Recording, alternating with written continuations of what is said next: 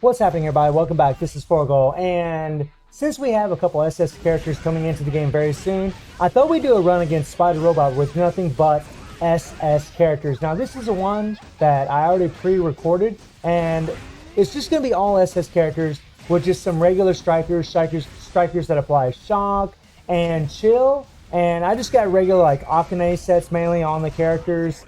And a thing about this to note is that only my purple fighters are really getting buffed. I mean, blue gets buffed as well from my fame system, but my red fighters, my yellow fighters, they're not getting any buffs at all from my fame system. I don't have it leveled up for them colors, only for blue and purple. So Iori is actually getting quite a bit of a buff in here, which he actually needs, by the way. And you know, I think thought we'd use Mai, and we'd use K here, of course. Honoka is the only 5-star character that I actually have here. But the thing about Honoka is she only has 1 imprint stone, whereas the other 4 characters actually have a minimum of 3 max imprint stones on them. In Kyo's case, he actually has 4 imprint stones, but his 4th imprint stone is HP Star Stone with Starlight, and we're just going to be mainly doing the 3PG, so it's going to help a little bit. It's going to give a little extra CP, but not like an attack stone would. If it was attack, it'd be a lot better. And since we got Iori on the team, whether he'd be a striker or just on the damage dealing part of this side of the team, we are going to get that buff for Kyo for his core passive, so he can do a lot more damage. And you know, I tried this a couple times. I did a couple different runs like this. I tried doing the spamming method like we did with the boss fighters, and no, it was bad. I got like 240 million, 250 million, something like that, doing that method. And if you really want the maximum rewards here, you're trying to get about 376 million, which, you know, we'll see if we get it today.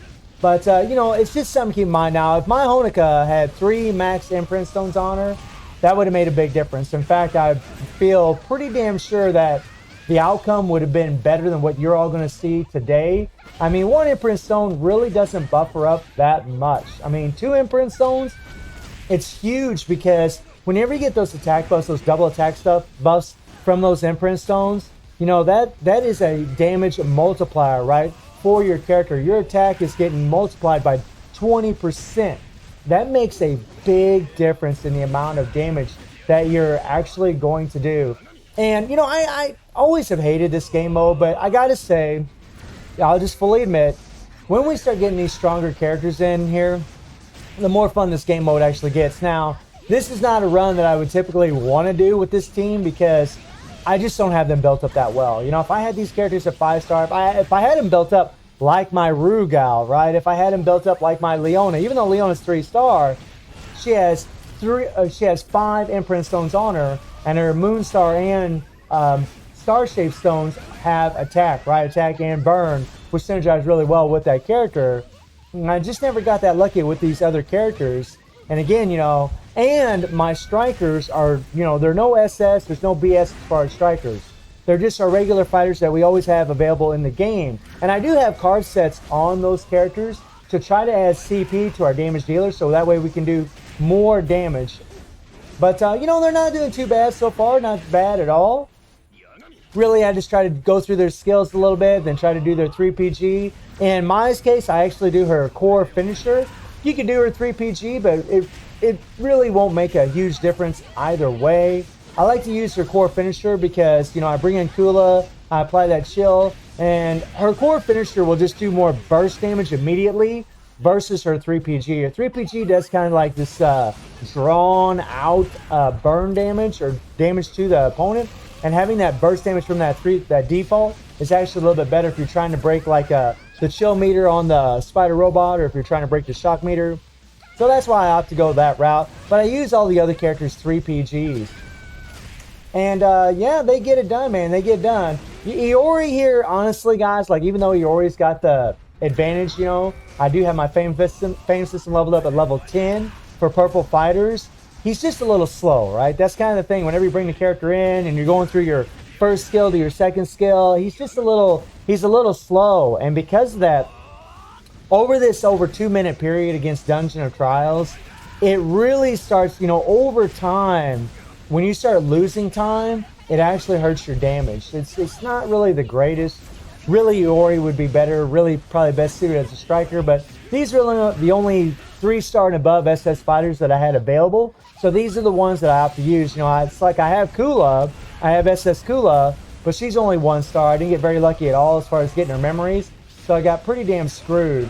Something that's nice about Kay, though, is his 3PG is so long that by the time you finish, even if you have just one cooldown card on him, you're ready to go back into your skills again, right? Your cooldowns are ready to go again, which is pretty nice. That means you can put like you know, certain cards like the Kazumi card on them to add a lot of CP, add extra critical damage, do a little bit more damage. It's really, really nice. Oh, get him, get him, get him, get him, get him. And I thought we'd start out this video like straight off with this run because this is almost a 10-minute run, which is just insane, right? It's just a long, drawn out, and it's like if I had these characters leveled up more, I would just spam them. But again, I told you the score I got earlier, you know, 240 million. You can see what I got already, 248 million, and we got around 47 seconds left of this run. So it just makes a big difference whenever you're doing your 3PGs over and over and over, or your core finishers, versus just spamming your skills. When you spam your skills, obviously you can put up a good score if you got really leveled up characters. I mean, with my BS characters, like with my other leveled up characters, the other teams that I use for this, I can get over 500 million just spamming my skills. But those characters, a lot of them have, you know, 4 or 5 imprint stones, or at level, you know, they're 5-star, they're level 50. It just makes a big, big difference, right? And some of the boss fighters actually have shock damage on them. So there's more allowance for certain strikers that you can actually use. Whereas here, you have 1 or 2 choices. You can either put certain cards on the characters to offer shock and chill, because none of these characters I'm using have shock and chill on them, or use strikers that have shock and chill. So I have to just use strikers that have shock and chill for this particular run. Oh, get him, get him. I do love Kay and Kula's 3PG. I think this thing is freaking fantastic. And it's pretty cool having Rio in the background whenever you bring him as a striker. Hearing him, it's pretty cool. I like it. Not bad. And I try to bring in my striker every single time. If anything, just add a little extra dot damage, so that way we can do more damage, right? And also in hopes to break the meter. But we're running out of our cooldowns here on our characters. And, you know, it's not a perfect run. I think it could have been a little bit better. But, you know, you guys get the idea and the drift of just how strong SS characters are. Oh, boy. I almost messed up there. Almost messed up. Oh, boy. Oh, boy. Really, what I should have done there is use Honika's default and then switch to Iori, done the 3PG, and then maybe went back to Honika to try to do her 3PG. Probably could have got a little bit more damage out of that if we'd done it that way. There we go. Try to squeeze in a little bit more here. Do that default.